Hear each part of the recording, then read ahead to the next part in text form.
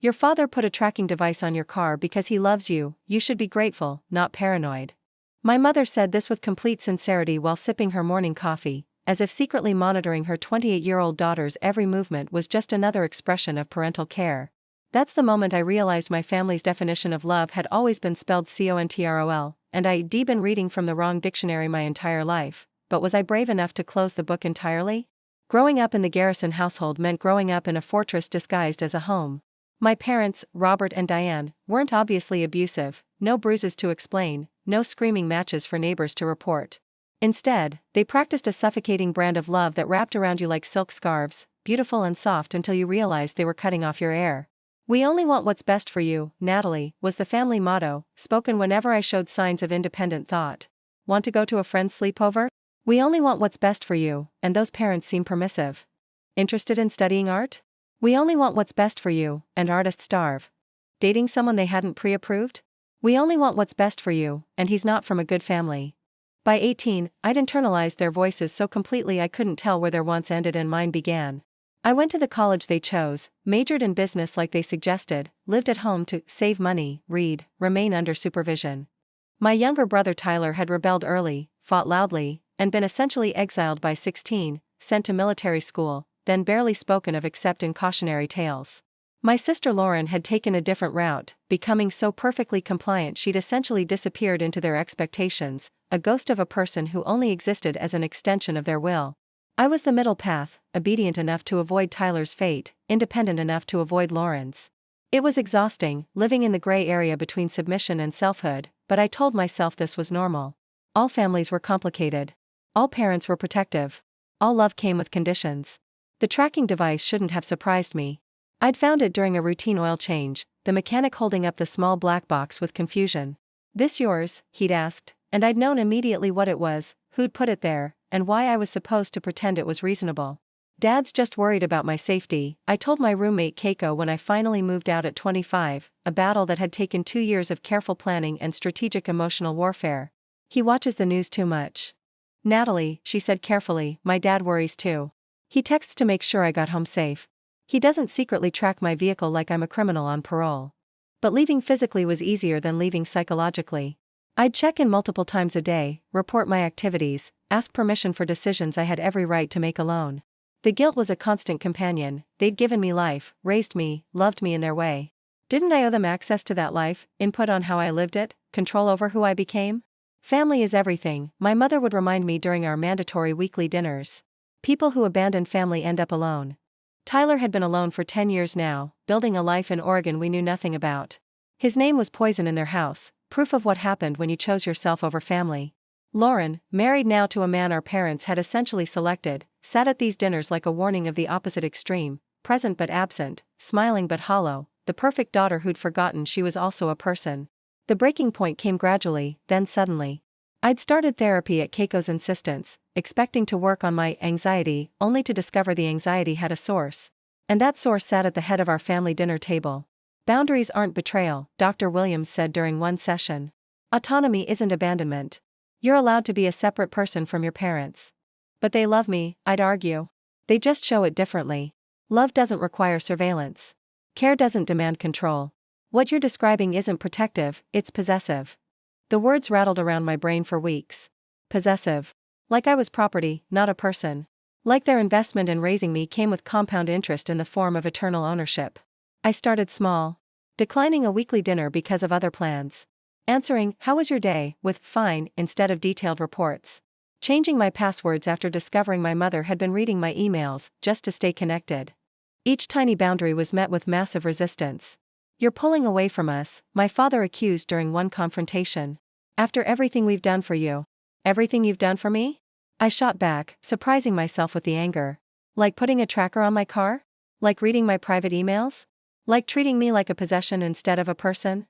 "We're your parents," my mother said, as if that explained everything. "We have a right to know about your life."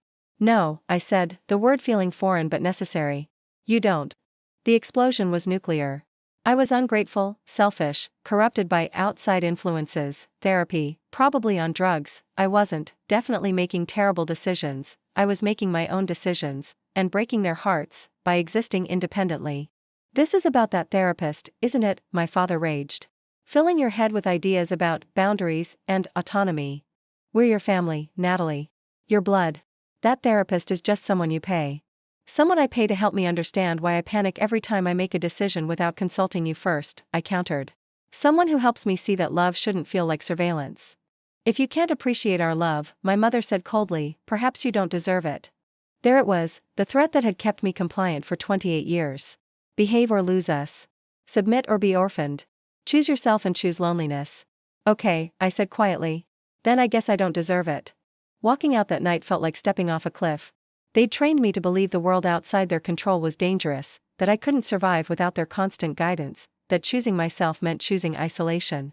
The programming ran deep. I drove home checking my mirrors obsessively, half expecting the tracker to have been replaced, their need to control stronger than my need for freedom.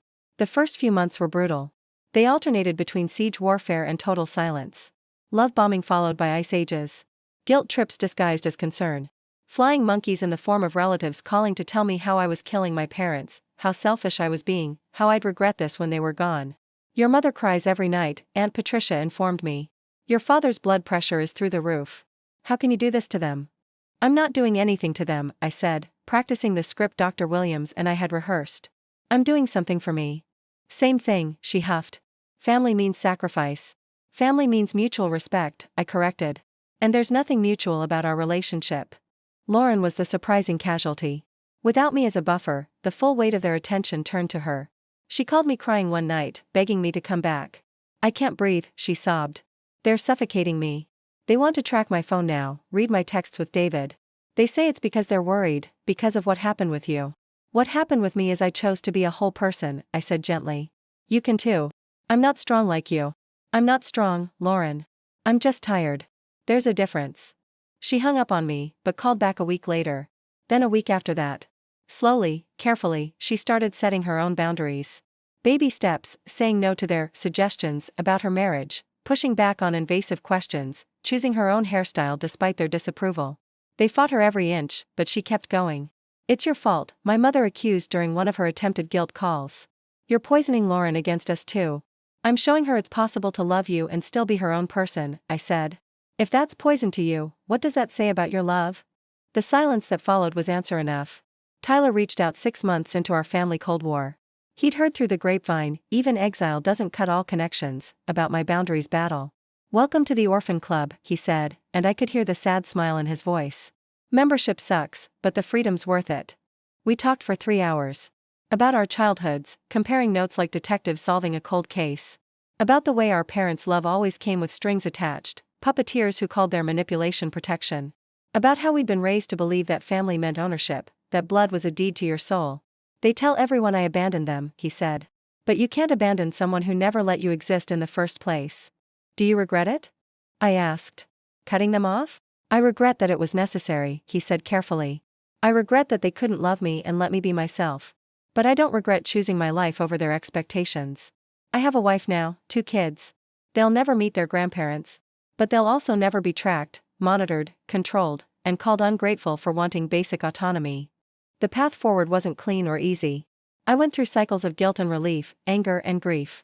Some days I'd draft emails explaining everything, trying one more time to make them understand. Other days I'd block their numbers again, exhausted by another round of manipulation disguised as reconciliation. You were right about one thing, I told Dr. Williams during a session. This isn't about them changing. It's about me accepting they won't. Because that was the hardest truth, they truly believed their behavior was love. In their minds, tracking my car was protection. Reading my emails was involvement. Controlling my decisions was guidance. They couldn't see the suffocation because to them, it looked like care. I grieved then, not just for the relationship we had, but for the one we'd never have. The healthy, boundaried connection where they could love me without owning me, where I could love them without disappearing. That relationship had never existed, and accepting its impossibility felt like a death. But here's what they do and tell you about choosing yourself over toxic family. The space that opens up when you stop managing their emotions is vast and terrifying and beautiful. I started making decisions without committee input. Started therapy not just for family issues but for discovering who I actually was beneath their programming. Started dating someone who found it refreshing that I had boundaries, not threatening. Your parents sound intense, Marcus said after I'd explained why I wouldn't be taking him to meet them. That's one word for it. Must have been hard, walking away from that. Harder to stay, I said, meaning it. Because staying would have meant accepting that love required surveillance. That care demanded control. That family meant forever owing a debt for the crime of being born. Staying would have meant becoming Lauren, present but disappearing. Or worse, becoming them, passing on the poison to the next generation, tracking my own kids someday while calling it protection. The extended family picked sides, of course. Blood loyalty ran deep in the Garrison clan. I was ungrateful, selfish, probably mentally ill, their favorite diagnosis for anyone who chose differently. But a few cousins reached out privately, sharing their own stories of suffocation, their own dreams of boundaries. I became inadvertently the family rebel, proof that you could say no and survive. I'm thinking of moving out, my teenage cousin Beth whispered during a rare family event I attended. Mom says family stays close, but you're allowed to define what close means, I finished. Physical distance doesn't mean emotional abandonment, despite what they tell us. She nodded, hope and fear warring in her eyes. Another seed planted. Another person realizing that blood relation isn't a binding contract to accept mistreatment. Lauren eventually went low contact too, maintaining just enough connection to avoid total war but protecting her marriage and sanity. We rebuilt our relationship slowly, two refugees from the same emotional dictatorship learning to be sisters by choice rather than obligation. They still don't understand, she told me recently. They think we're punishing them. We're not punishing them. We're protecting ourselves. There's a difference. Is there? To them? No, I admitted. But I can't live my life based on their definitions anymore. My parents still send cards on birthdays and holidays, formal, stilted things that pretend we're a normal family temporarily separated by distance rather than a toxic system disrupted by boundaries.